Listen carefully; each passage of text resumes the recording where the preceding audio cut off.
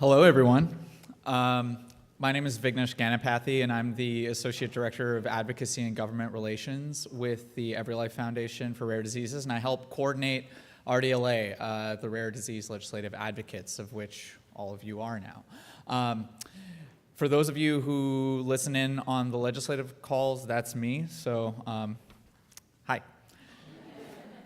I'm going to talk to you all a little bit about what you'll be taking to the Hill with you. When you're making your ask, you're not just representing yourselves, you're representing the people who couldn't be here with you, as well as leaving behind information and educating our policymakers on issues that are important to the rare disease community. When you first get your packet and open it up, each individual is going to get a packet with your schedules, but each group will get a folder. And the folder has two sides. Everything that you find on your left-hand side will be things for you, information that will help you along your way. And on your right-hand side, you'll have information that you're going to be leaving behind with your legislators. On the left-hand side, you'll find a congressional scorecard, which scores the past Congress on every bill that they voted on that pertained to that affected the rare disease community, including 21st century cures, as Lisa mentioned. It's a way for us to get a commitment from legislators that the rare disease community matters to them, and it's a way to ensure that, spark their competitive spirit a little bit. Hey, look, your fellow congressman, your fellow senator has been a little bit better on these issues than you have. Would you be willing to take the next step?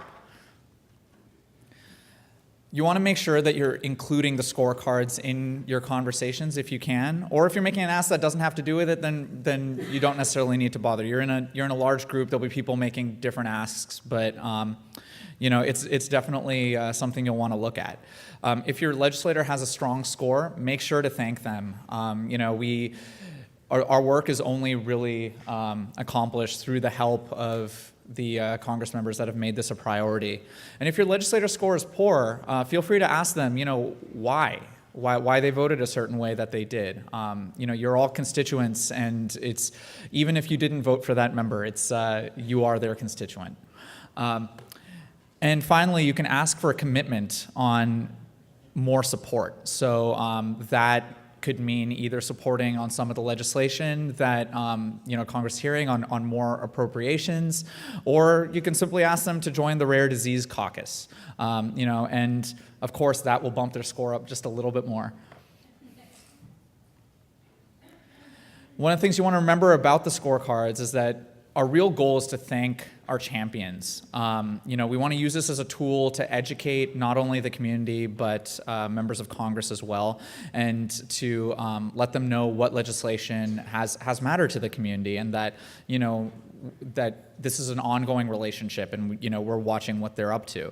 Of course, the legislator's poor score shows that we have a lot of work to do. For those of you that are here for the first time, the more experienced advocates will tell you this is a relationship that you will continue building. Every time that you go on the Hill, it's one more touch point and another opportunity to tell your story and discuss issues that are important to you. And those things, they stick out in legislators' minds. On your right-hand side in the folder, you'll find Hill Asks and Leave Behinds. These are just a small variety of issues that you might want to discuss, but they're ones for which we were able to provide some information for you. These include increased appropriations for the NIH and FDA. That's on the left. It was put together by Research America.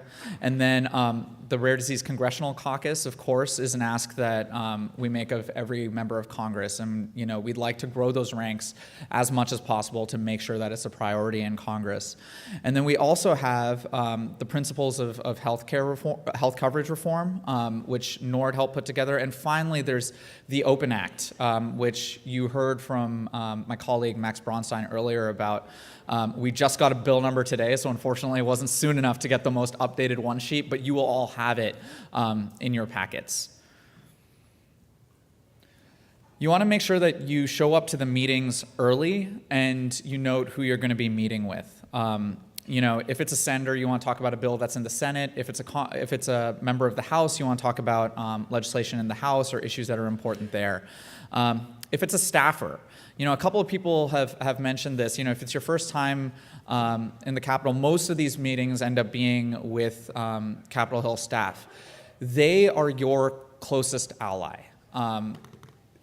Usually the health staffer is the person that's keeping the most up to date on the legislation. They brief the member and they have their ear. So when you tell them your story, they become your advocate. So make sure that you exchange business cards, keep in touch with them. They are very, very important to our community. You want to make sure to coordinate with your team members and be respectful. You only have 2 minutes for each of you, so you want to make sure that everyone is able to tell their story. If you end up taking too much time, your team members, and these are people that you'll form friendships for a very long time. You want to make sure to be respectful of them and to share that time.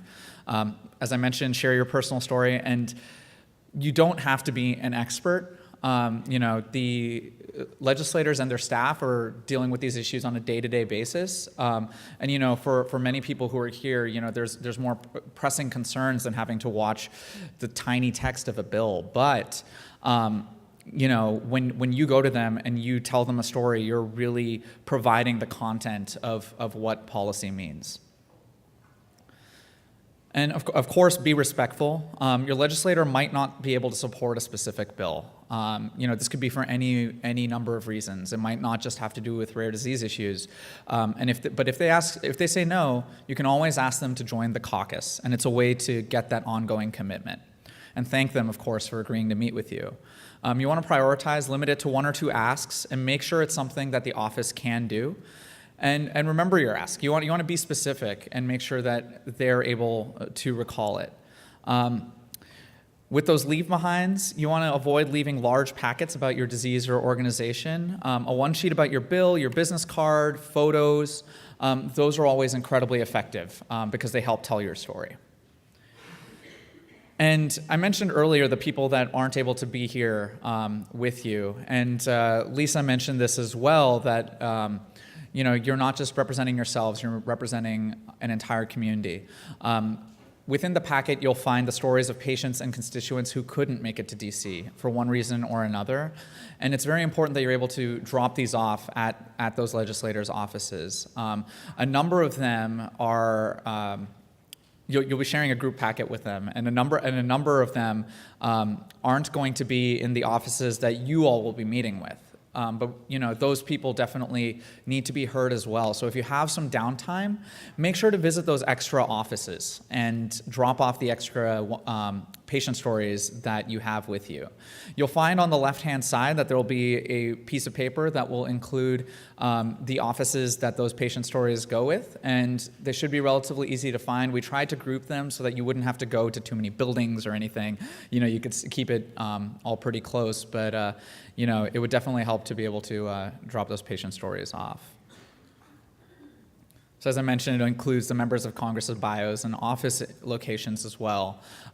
Lisa mentioned looking at your congressman's bio and seeing what you have in common. Did you go to the same high school, sports teams, and so on? This is incredibly vital, and it ensures that, again, it's a relationship. It's not just you making the ask, but you're not just there alone. You're there representing numerous others, and you're building something that will last for a long time. On the left-hand side, as I mentioned, there'll be a guide to the offices, and the patient stories themselves are on the right-hand side with everything else that'll be left behind. And of course, you are their voice on Capitol Hill. Lastly, I have to note the location sheets might not be 100% accurate. A lot of members of Congress move around fairly often, so sometimes, if you don't find an office, you can always look at the Congressional directory and see where that member may have moved to.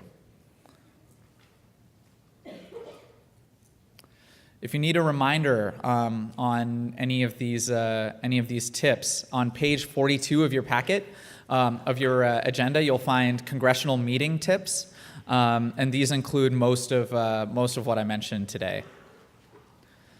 And again, regarding the Rare Disease Caucus, make sure to thank your member if they are part of the caucus. If they're not, ask them to join. And if you're meeting with a senator, 2015 was the first year that we had the Rare Disease Caucus. And, it's been steadily growing, but I'm optimistic that we can definitely up those numbers this year. There are a number of new senators that would love to hear from you, and bringing them on board would make sure that this is a priority in the Senate in addition to the House.